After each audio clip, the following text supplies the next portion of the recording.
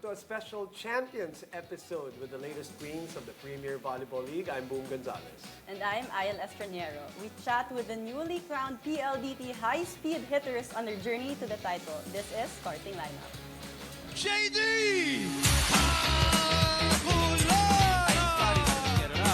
Puts it on top and hits with nice and dagger three. Gold medalist at the Olympic champion from Europe.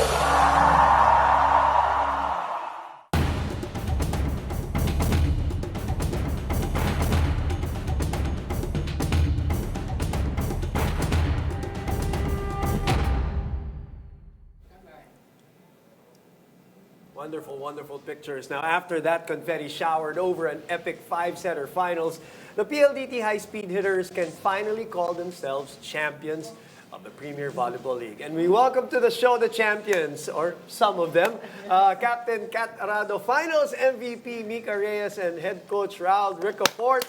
The champs are here. Pati sila, nandito na rin sila. Andun pa nga si Del, tsaka si Kompleto ka. Sa dulo. Kompleto. Congratulations. Si Mika matagal nang hindi nakakapunta si Kat and Coach Raul. Welcome back. Si Mika sabi kailangan mag-champion muna bago pumunta diba? dito sa show.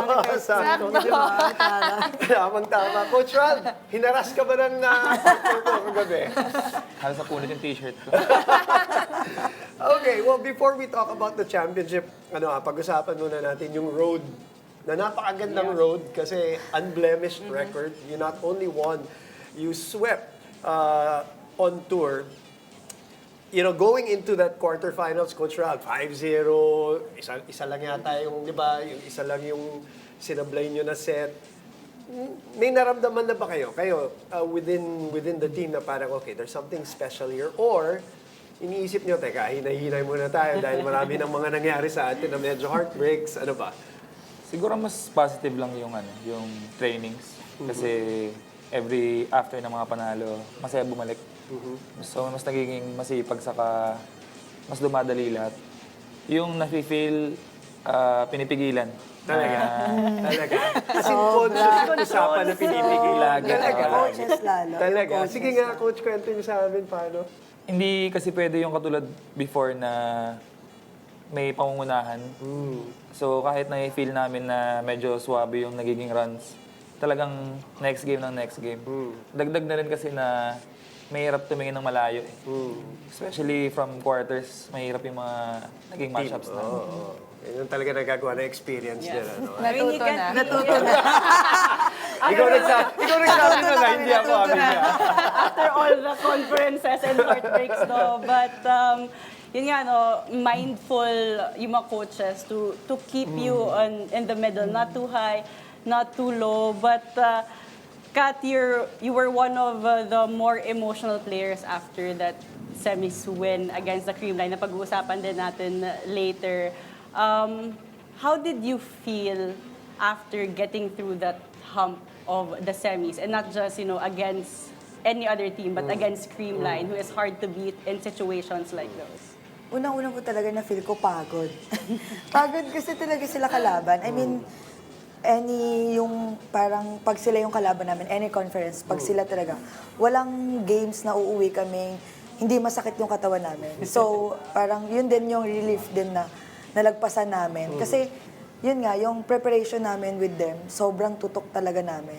Kasi nga, yun nga, alam namin yung mentality ng bawat players sa Creamline na talagang pag crucial, alam namin lalaban talaga sila. As in, hindi talaga nila basta-basta ibibigay yung games. So, talaga yung tutok talaga ng bawat isa sa amin, lalo na yung coaches, na pag-aralan talaga yung bawat rotation. Actually, per player and rotation talaga. So, ang maganda lang din talaga sa amin is mahaba yung preparation namin with them. So, yun yung medyo nakatulong talaga dun sa record namin. Yun lang talaga yung advantage. Di ba, Coach? So going into it, Mika, ano yung confidence level going into the semis, knowing na Creamline, alam natin, champion team, kung gusto mo manalo ng championship, kailangan mo talaga sila daanan, quarters man, or semis, or finals. Ano yung confidence level mo at nung team by that time? Ano ba sabihin? Actually, lahat naman kami yung pag-remind sa isa't isa na, ayun nga, not too low, not too high, na parang may mafe-feel ka na, syempre sarili namin, na dapat dala namin sarili namin going to the game. Pero yung pag-control ng emotions namin, yun yung pinaka-importante, I think. Kasi kahit makalamang kami, alam namin nga habol yung creamline. So parang hindi kami pwede magpadala doon. So kung kaya 1 point at a time, as in literal 1 point talaga, and 1 set at a time, doon lang kami kumakapit actually. At yun na nga, part na yung nangyari, ano? Dahil sila pa ngay lamang. And they are traditionally known to be good front runners. Pag sila'y lamang, medyo hirap pabulin. Alam naman na. So, Coach, daanan natin yun. Paano kayo nakabalik doon sa semis na yun? Actually, yung maturity ng players, lalo this conference, malaki na rin yung pinagbago. Siguro kung ibibase ko dun sa mga past conferences, yung pag-aalala siguro double-double yun eh. Galing dun sa 2 sets down na. Pero yung nakita ko sa kanila nung huddle nung going to 5th set, going to 4th set, Okay. na up by 2 na yung creamline. Nakita ko yung kalmado eh. Yung kalmado, saka yung aware sila na hindi kailangan mag-panic. Kailangan lang mag-execute kami ulit ng tama. So, yung nakita ko na yun na part, medyo, hindi naman kampante, pero hindi kailangan ng panic. Kasi alam mong lalaban yung mga players. Ikaw ba, Coach? Kalmado ka nun? Nung creamline, Sa loob-loob.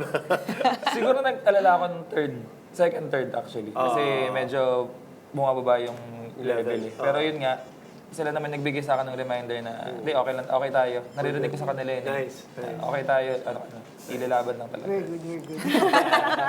Very good.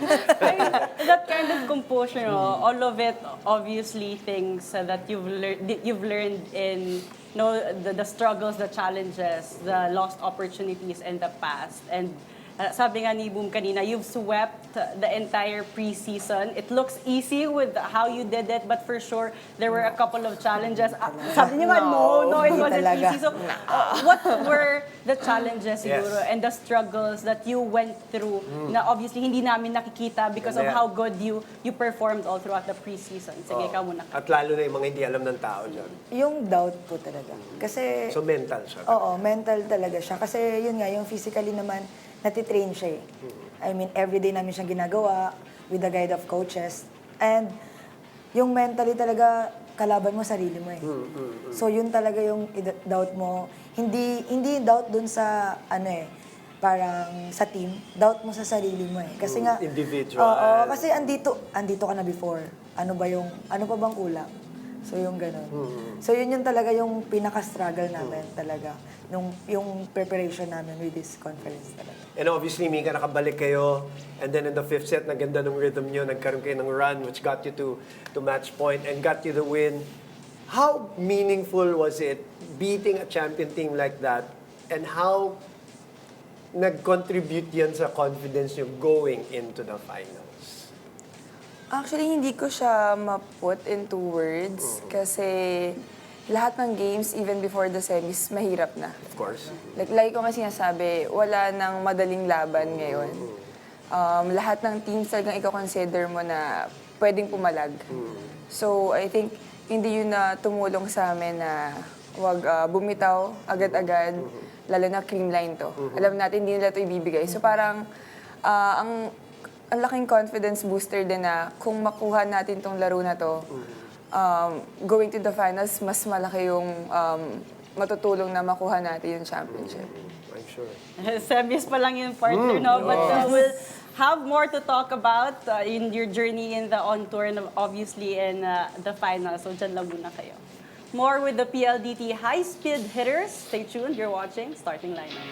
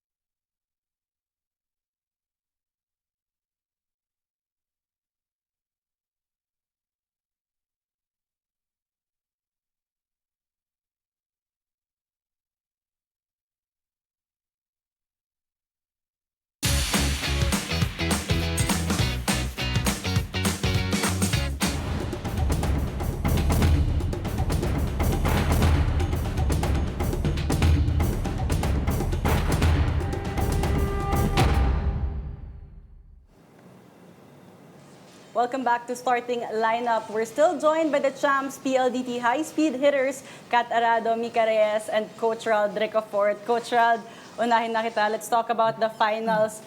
This time, you got through the hump of Creamline.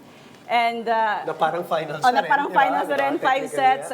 yeah. The next thing was to get the title. You had that opportunity. Finally, you were in the finals. Was there any shift in the mood in the training or vibes ng training? Were everyone more locked in? Mas seryoso ba? Or gumaan ba? Or was it more like gusto nyo normal lang para wala masyadong pressure? Yung goal, yung normal lang. Actually, kahit nung day nung finals, yun yung mas niremind namin na kasi minsan napag-uusapan namin yun na kahit ano yan, normal day lang yan sa atin dapat. So yung naging mindset lang, siguro going to the finals, coming from dun sa mahirap na Creamline, yung reminders na ito na yun, last na lang. Kumbaga last push, last na TS, last na paghihirap. And since magiging naman yung confidence namin going to that game, na talagang mental game na lang siya lalabas. So, yun na lang talaga yung nagpa-push na. Mika, you've been part of so many finals na rin, wins and losses, di ba? Whether it's collegiate or professional. Ito ba yung first time na knockout championship? Yes. Di ba? Yes, Okay. yes. So, iba yung pakiramdam nung ganon. Kasi, Yes. you know, di ba pag may series, may konting, di ba, may konting pambawi pa, if ever. Tell me, how do you think about that now? Oh, one game, and anything can happen. Masamang Yeah. tulog, magandang gising nung kabila.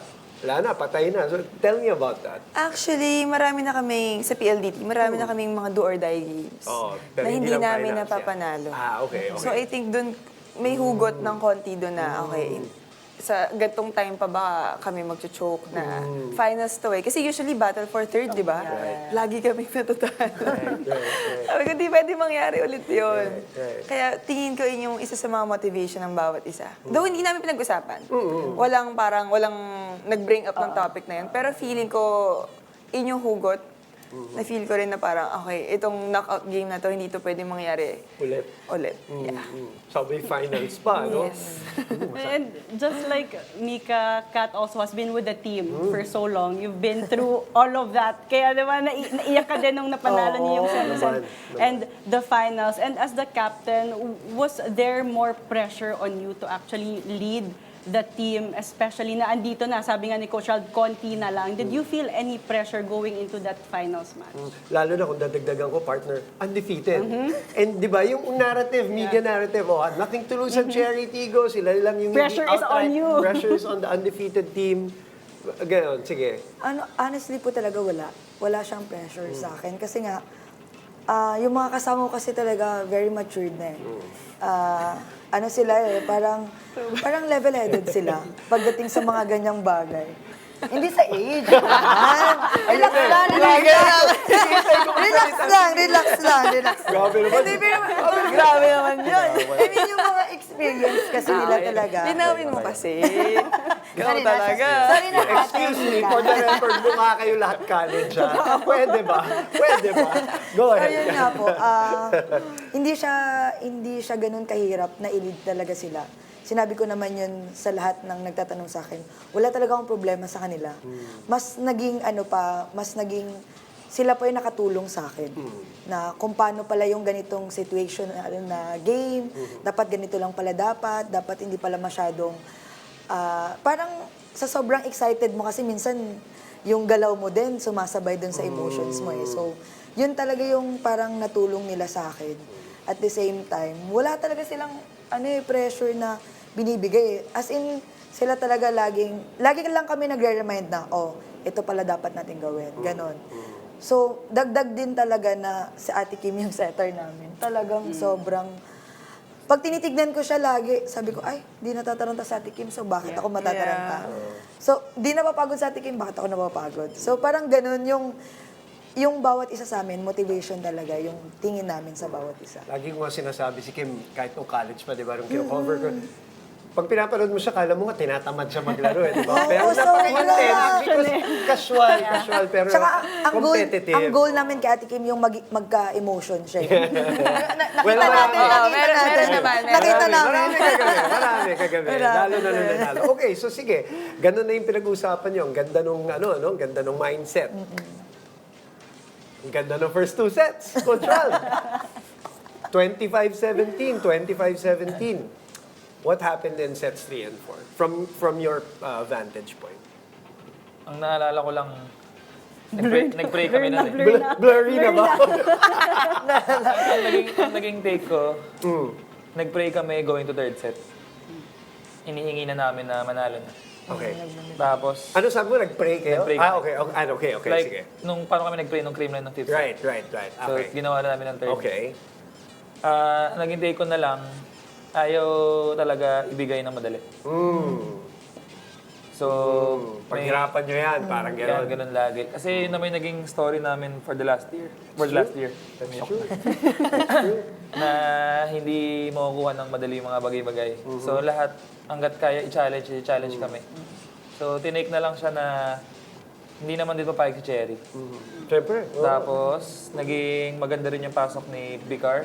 Yung mga UST girls, maganda linaro nila. Oh. And si Ara talaga. Si Ara yung nagdala ng dalawang set na yan. Grabe yung nilaro niya. Grabe vintage. Tinapatan niya lahat ng ginawa ni Savi. Totoo. Point for point. Talagang tinapatan niya. Just as a fan, it was so good to watch Ara and Savi go at it. But Mika, ikaw, ano yung interpretation mo? Okay, natalo kayong dalawang set.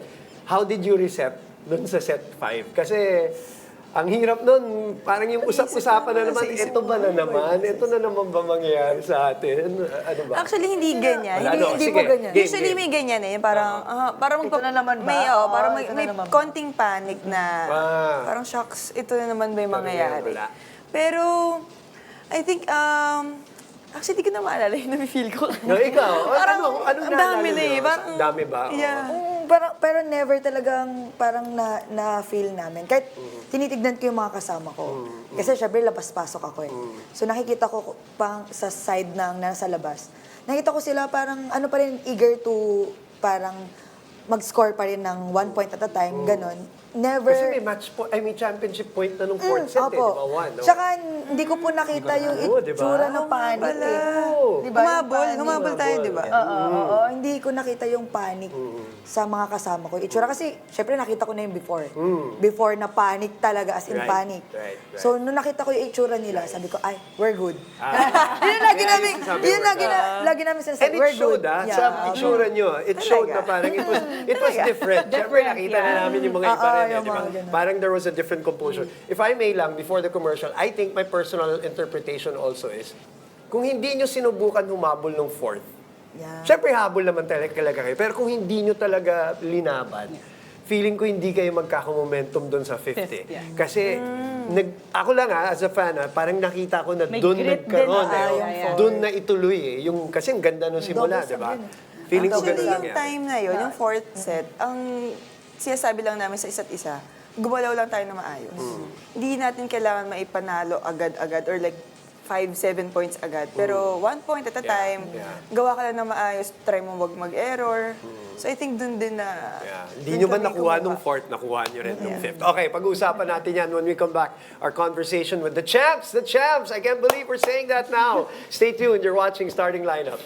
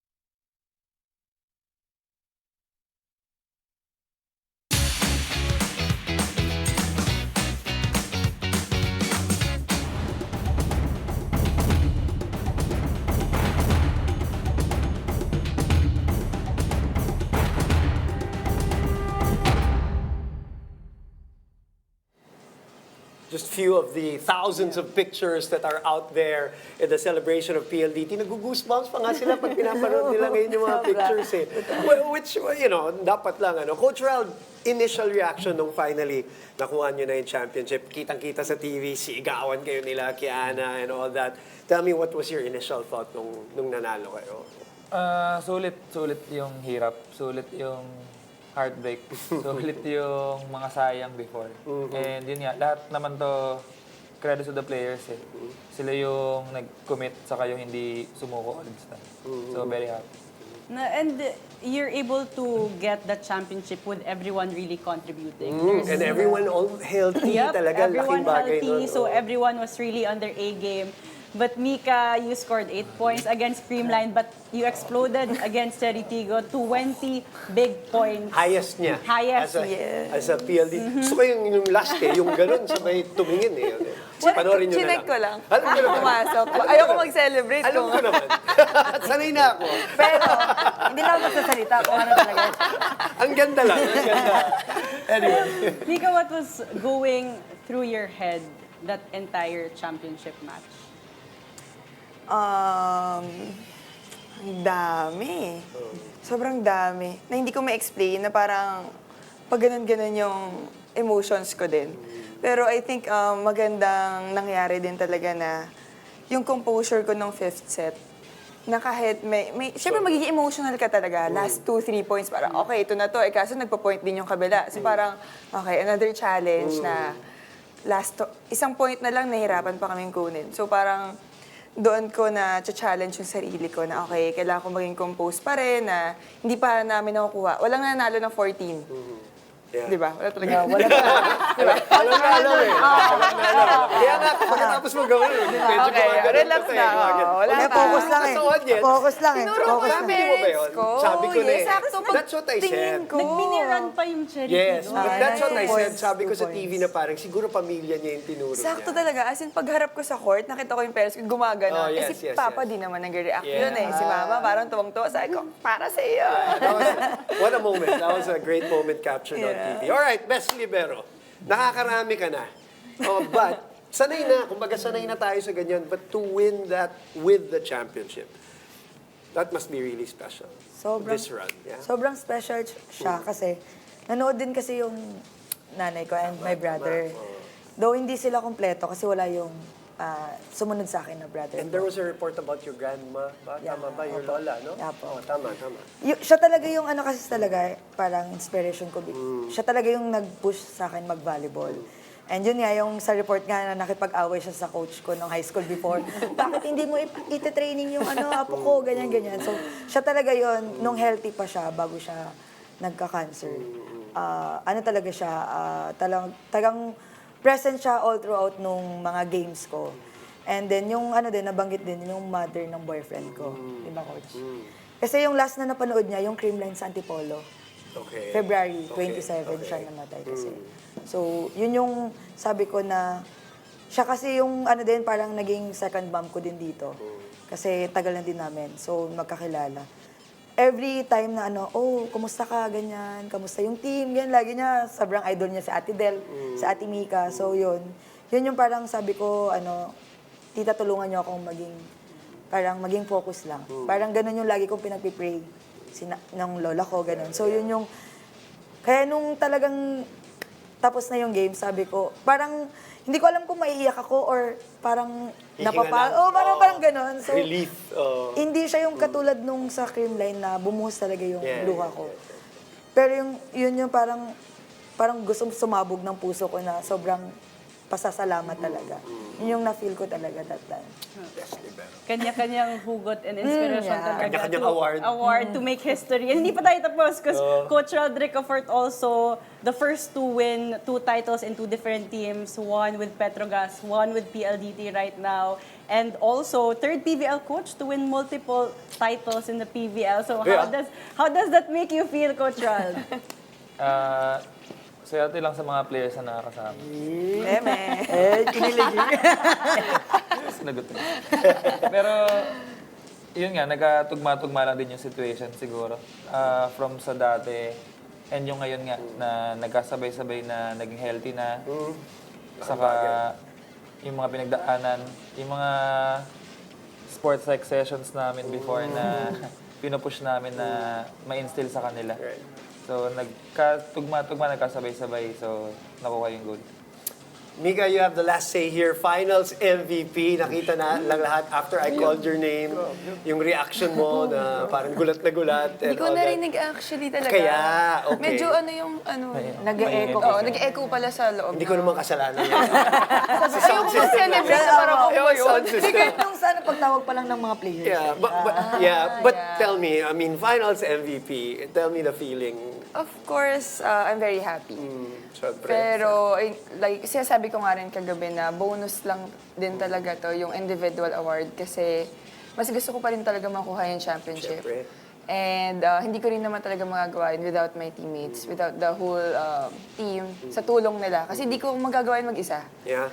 And I think malaking factor talaga yun na natulungan din kami na makuha yung championship. And yeah, I'm happy. And what a performance by the whole team. KKD was amazing. Savvy was amazing. Keisha Bedonia Bedonia off the bench was amazing. It was a team effort. We're so happy for you. Hindi pa natutulog tong mga to, pero nandito sila sa starting lineup. Sumisigaw na po yan kasi wala nang boses. Pero maraming Thank you salamat. so much. Congratulations. We really Congratulations. appreciate that you're here. Pahinga na or celebrate some more. And we'll talk to the other girls the rest of the week. Congratulations. Thank you po. Thank you. Mika, Kat, and Coach Ra, congratulations. Yes, the champions. Finally. Thank you for joining us. I'm Ayel Estraniero. I'm Boom Gonzalez. This has been Starting Line.